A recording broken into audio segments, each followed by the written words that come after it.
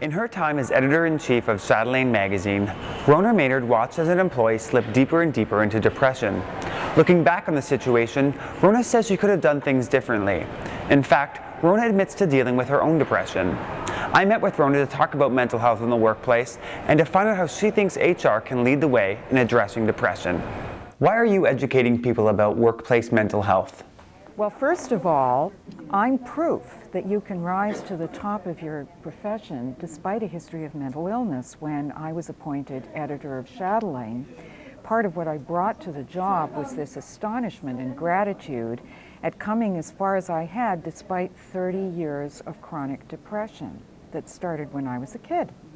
So I thought, boy, do I ever know a lot about depression. I'm an expert on this, I've beaten it. Lo and behold, I then had to deal with it on my staff in one of my most talented people, and I did not have a clue. I did not recognize the signs. I thought that my employee was just hunkered down, concentrating on a difficult project. She had disappeared into her office. She covered the office window with paper. And while I thought that she was working, she had in fact just been sitting in front of a blank computer screen, unable to write or even to read.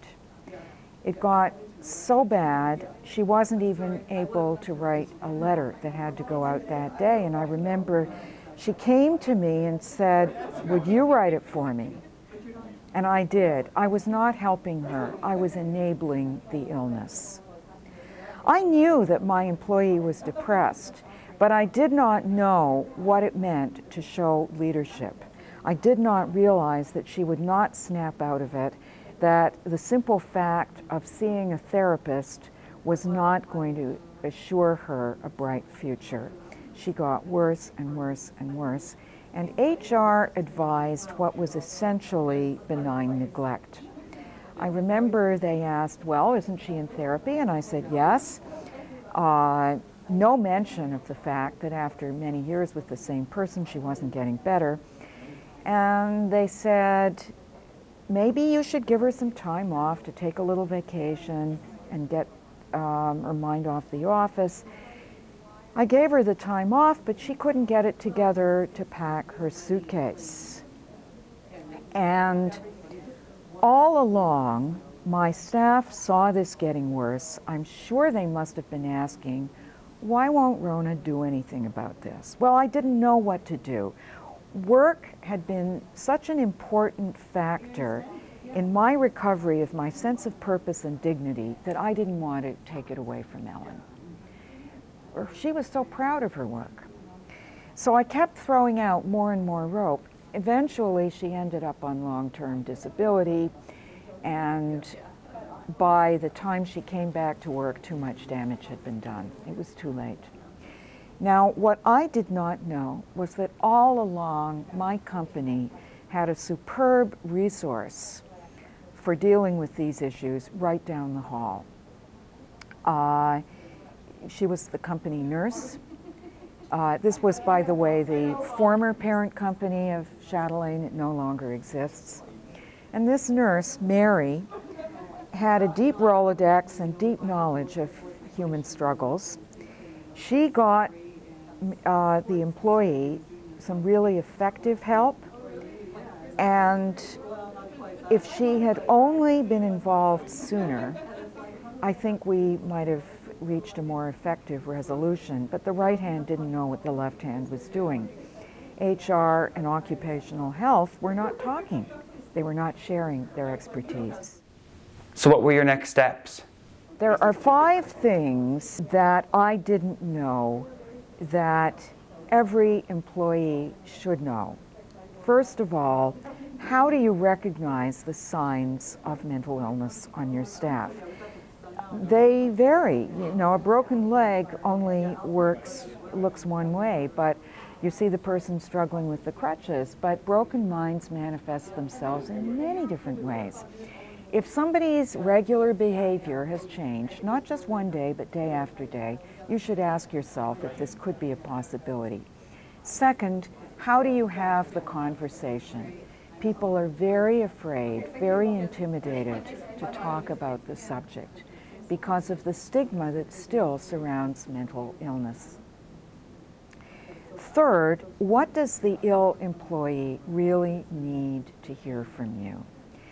They need to hear that you've got a plan. They need to hear that you value their skills. They need to hear that when they return to work, as you very much hope they will, they are not going to be damaged goods. And you need to know, while that employee is off work and when they come back, how success might look. What are some examples of return to work strategies that have proven effective? People should be sharing their learning, and so far they're not. And this is a very delicate issue. Managers need to know how to talk about the illness when the employee comes back to work. How much do you disclose to your staff? So what should you divulge?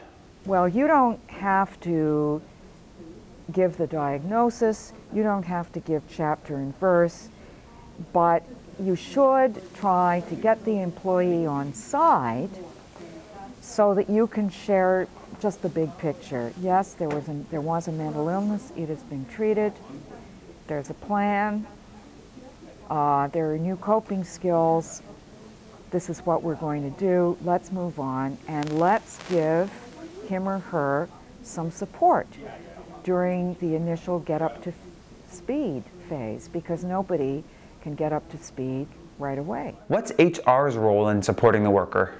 HR is the leader of the conversation that will move this issue forward in the workplace every day. HR is the provider of training, first of all, and 44% of managers have had absolutely zero training in dealing with these issues. Of the rest, much of what they've had isn't very effective. The other thing that HR can do is make sure that supports are in place for managers.